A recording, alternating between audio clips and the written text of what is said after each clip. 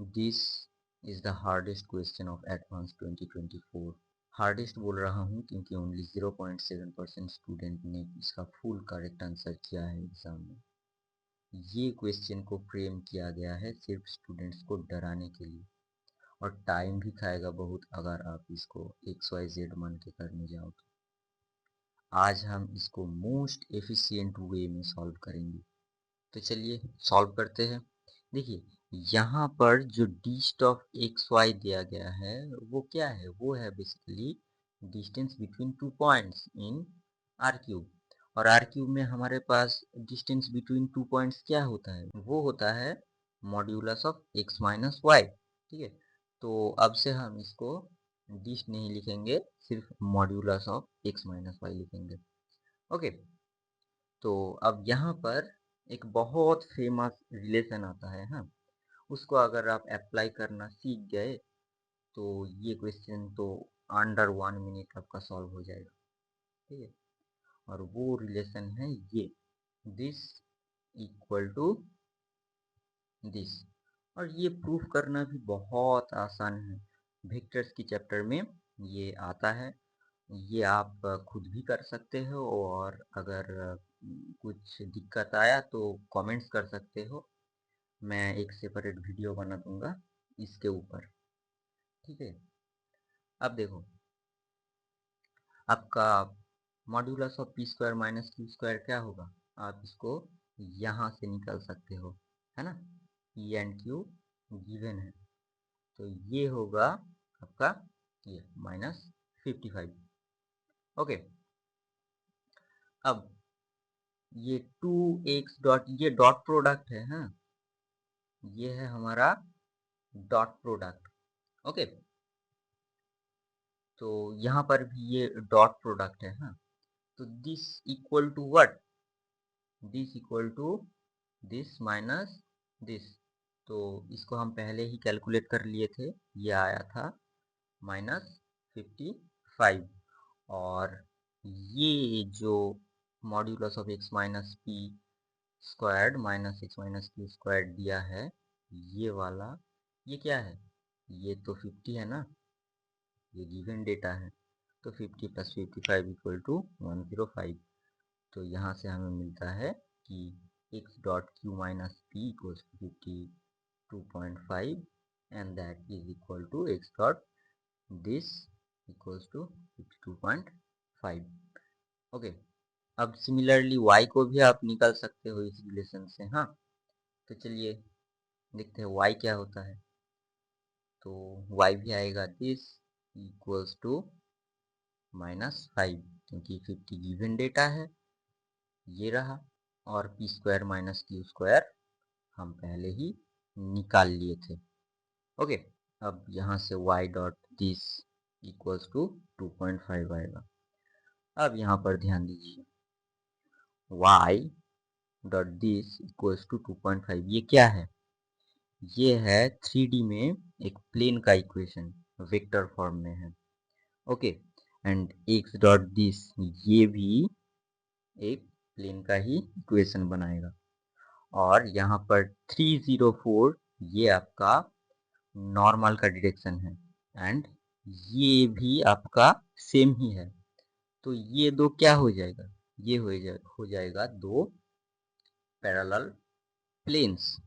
Parallel क्यों, क्योंकि दोनों का नॉर्मल वेक्टर सेम है। ओके, तो दो पैरेलल प्लेन्स बन जाएगा। तो अब इसको ड्रॉ कर लेते हैं, क्योंकि ड्रॉ करने से हमेशा क्वेश्चन इजी हो जाता है। ठीक है, तो ये होगा ऐसा दो पैरेलल प्लेन्स, जो कि एक है एस एंड एक है टी। ओके, तो हो गया अब, हाँ, क्वेश्चन डन है, और अभी सिर्फ ऑप्शन में चलते हैं। ठीक है, तो देखिए, ऑप्शन ए में कह रहा है कि देयर इज अ ट्राइंगल, एक ट्राइंगल होगा जिसका एरिया एक होगा, हाँ, और जिसका तीनों वर्टिसेस आपका इस में होगा। इस क्या है, इस तो सिर्फ एक प्लेन है ना, तो हाँ, जरूर बन सकता है। आप प्लेन में एक ट्राइंगल फॉर्म कर सकते हो जिसका एरिया 1 होगा, कोई भी बना लो, ठीक है। एंड ऑप्शन बी कह रहा है कि there are two distinct points L and M in T such that each point on the line segment LM is also in T। ये भी हो सकता है, यहाँ पर ले लो L, यहाँ पर ले लो M, ड्रॉ कर दो लाइन, एंड ये लाइन का सारा पॉइंट आपका प्लेन में ही है, ठीक है। ये भी ट्रू हो जाएगा।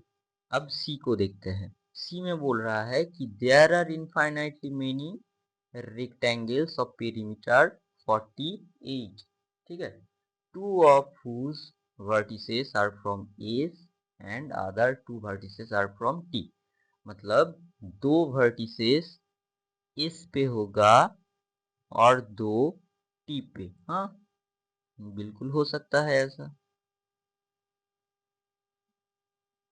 हो गया ना, तो पेरीमीटर 48 का भी आप बिल्कुल ड्रॉ कर सकते हो, ठीक है। तो ये भी ट्रू है। There is square of perimeter 48, ये ऑप्शन डी है, okay. Those two of whose vertices are from S and other two vertices are from T. आप बोल रहा है कि एक स्क्वायर होगा, ठीक है। देखिए, इन दो प्लेन्स के बीच में कितना डिस्टेंस है ये अभी हम नहीं जानते हैं। हाँ हाँ, वो बात अलग है कि हम ज़रूर निकाल सकते हैं, क्योंकि हमें निकालने की कोई ज़रूरत नहीं है, ओके। देखिए, ये ऑप्शन डी में बेसिकली बोलना चाह रहे हैं कि ये दो प्लेन्स के बीच में क्या हम एक स्क्वायर को रख सकते हैं, और वो भी पेरीमीटर 48 होगा, ठीक है। हाँ, ये बात सही है कि आप उसको शायद परपेंडिकुलर नहीं प्लेस कर सकते, पर टिल्ट तो जरूर कर सकते हो ना। मान लो ये दो कार्डबोर्ड है आपके पास, जो कि एक फिक्स्ड डिस्टेंस में रखा गया है। तो आप अगर वर्टिकली एक कार्ड को वहां पर नहीं प्लेस कर सकते उन दोनों के बीच में, तो आप टिल्ट तो जरूर कर सकते हो ना। तो यही बोल रहा है, और कुछ नहीं। तो आप टिल्ट करके जरूर रख सकते हो। तो यहाँ से ऑप्शन डी भी ट्रू हो जाएगा। तो आज के लिए बस इतना ही। अगर आपको कुछ डाउट हुआ तो कमेंट कर सकते हो। Please do subscribe our channel Math Rush and keep doing mathematics. See you next time.